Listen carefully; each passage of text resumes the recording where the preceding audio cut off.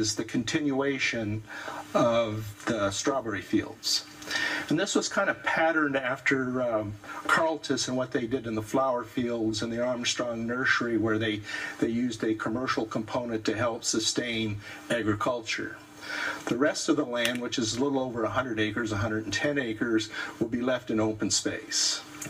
Part of what Mr. Caruso will do is on that 110 acres, he will go in and revegetate that land and bring it back to I'll say a good current state, back to what it should be. Okay. Weimer, the proposal has sparked a whole bunch of citizen angst in certain quarters. Tell us what's wrong.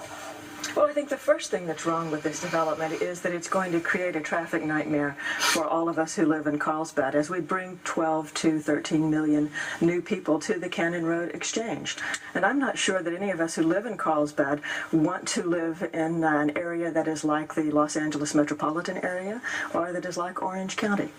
And that is not why we came to Carlsbad to live. And so that's pretty disturbing that we would have to face that type of traffic nightmare for a generation, because it's going to take Caltrans till 2035, they say, to really begin to address the widening projects for the I-5 corridor and to get that done. And that's really not fair to the residents who live here to have to put up with that for that period of time. The second thing is that we have a developer that has asked for control over this very vital and precious piece of the Carlsbad community for 15 years. And a lot of us have a lot of trouble with thinking that we would cede that control to an outside entity. And I think this is why you see the person who was been very active and some consider the guru of the growth management plan, and certainly an instigator and a strong advocate of the general plan that Carlsbad has maintained. You know, the growth management plan and the general plan have created a tapestry around which Carlsbad has developed that I think is the envy of everyone in San Diego County. And this plan gets into the middle of it and rips it to pieces. And we don't have control for 15 years. And on top of that, when they came to the community, they've talked about open space. We've now heard the figure of 100 acres, but they didn't say, we're building a mall, and this mall is going to be twice the density of any mall that's in the city.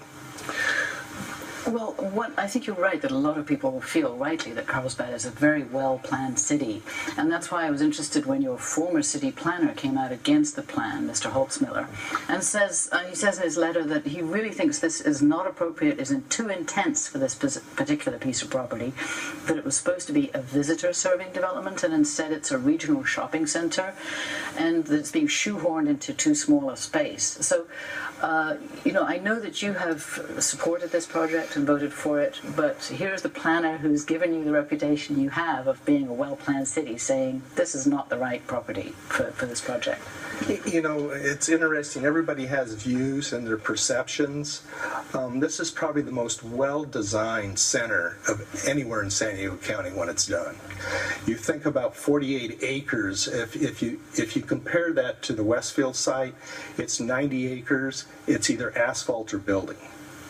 This site is 48 acres, and what they're really doing is they're taking 11 acres and actually building structure on it, which includes a parking structure. So the thought of having a sea of asphalt like you have around a normal center is just not going to be part of this project. It's also going to have mostly open promenade that faces out into the lagoon, and it's a 35-foot height limit. I think when it's all done, and if you look at the renderings or if you go to the tent on Cannon, I think you're going to be totally amazed. And it's funny how Mike played with the numbers to try and compare with it the Westfield Center and how this is far, far more dense. So he divided 90 into 1.1 million. In this case, he decided to divide 26 into 590,000 square feet, which is a stretch. The project's 585. But if you divided 48 acres into into the 585. It's actually much less dense than what he was comparing it to. So it's how you play with the numbers and the math. Well, I mean, I think math, we're all going to get lost. But what he's sort of saying is the city is giving away the keys to this developer if you approve it, because you cannot change it for the next 15 years. And he's worried that, in fact, it's not, it doesn't even meet the city's parking standards and intersection standards. Okay, let's start with the parking standard. It's the same standard as Westfield. It's the same standard as the outlet mall less than 2 blocks away. So the parking standard is the same. It's his perception of what this is going to look like. And nobody knows what it's going to look like. Well, no, there's renderings. If you go to the center, there's lots of renderings of what the project's going to look like. The other point he was making is the intersection spacing. Mike himself approved specific plans that had intersection spacing that was not city standards. Part of the specific plan allows you to have custom design on certain areas, and that's, I mean, we have several of these in the city. Carlsbad Research Center is a specific plan, millions of square feet, and he was part of that design. It has its own design standards, its own criteria. And so to say that this is an exception, it's not. There isn't anything in this center that hasn't been done somewhere else before in the city of Carlsbad. First of all, I'm going to disagree with the mayor and say I don't think that's true at all. Because never before has anyone has a developer come to this community and said, we would like to have our development put into law and we're not going to give you any type of specific build details. And not only are we not going to give you specific build details so that you know how high these buildings are going to be or where the grading is going to occur, we aren't even going to allow you to have any control or sign a performance agreement. And that's unusual, because usually when a developer comes into this community, they need to sign a performance agreement to say, yes, we are going to deliver. And in this case, we've tied our hands. And I want to go back to that issue of what we know about these buildings. What we are seeing are drawings and constructions that are not in scale to the figures that are used inside the 400-page plan.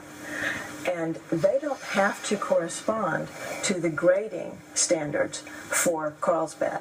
If the developer wants to come in and raise the pad and add soil and make that higher on the Agua Hedionda Lagoon, they can do that, and they can come in and they can build their buildings taller, and so they would be even more imposing, because the city of Carlsbad doesn't have the ability to say, no, that's not our grading standard. They can only check off that grading was done. It's ministerial duty. Absolutely not.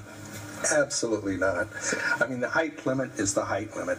They're going to meet all of our standards, all of our growth management standards. And to say you don't meet the grading standard, I mean, that's state law. You can't waive state law. It's the same way with the stormwater runoff and all those issues. All those issues come from the federal government to the state government to the local government. And to say that we're going to pad up or we're going to give this gentleman any kind of break, Carlsbad has a history of years and years and years, and to think that we're going to go in and allow him to do something any different than what we've done in the past is absolutely wrong, and her statement is false. If the developer does not have to go back to the city for approvals, He does. But it's ministerial approval. It's not the authority. The state may create laws, but what you're ceding is the city's ability to exert its own That just regulation. simply isn't true. It is not true. No, fact check us. Sounds like it's an interpretation. It's an interpretation. To think that we would give up any rights is totally absurd. I mean, we're not going to do that. I mean, that's absolutely ludicrous. Okay, we have we're at the 15-minute mark here already, so we're going to have to take a real short break here, and then we'll come back and let's see if we can unpack some more of this. Stay with us. We'll be back in just a minute.